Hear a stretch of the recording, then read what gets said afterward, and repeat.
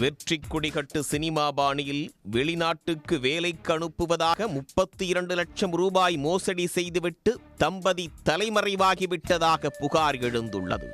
Canada நாட்டில் வேலை, கை நிறைய சம்பளம் என கூறி மோசடியை அரங்கேற்றியது எப்படி? புதுக்கோட்டை மாநகராட்சிக்கு உட்பட்ட பெரியார் நகர் திவ்யா கார்டனில் வசிப்பவர் இளங்கோ. இவரது மனைவி சாந்தி.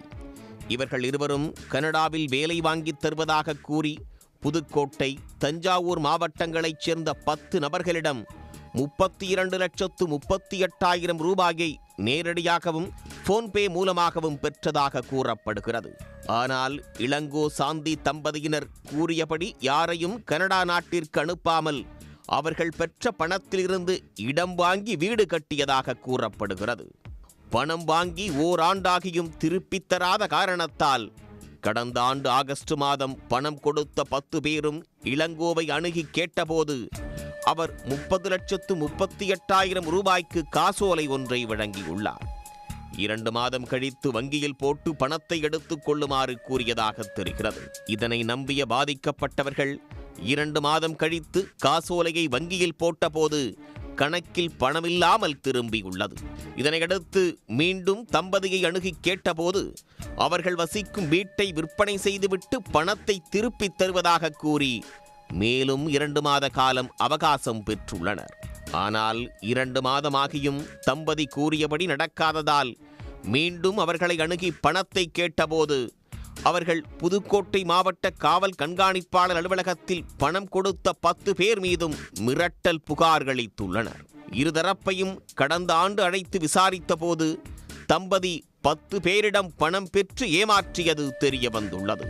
இதையடுத்து பணத்தை 2 தவணையாக கடந்த ஜனவரி மாதத்திற்குள் கொடுக்க வேண்டும் என தம்பதியிடம் எழுதி வாங்கிக் கொண்டு போலீசார் அனுப்பி வைத்துள்ளனர்.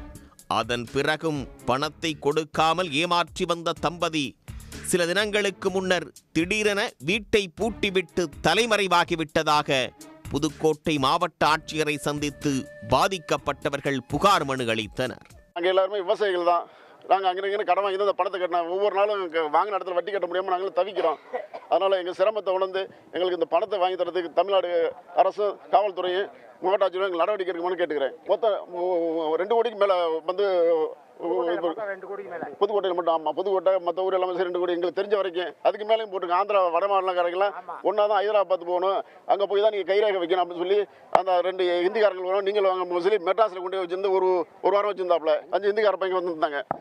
அது மாதிரி அக்ரிமெண்ட் போடணும், எந்த அக்ரிமெண்ட் போடணும் சொல்லி எதுவுமே பண்ணலை. சும்மா எங்களை கொண்டு போய் வச்சுட்டு அங்கேருந்து அனுப்பிச்சு விட்டாங்க.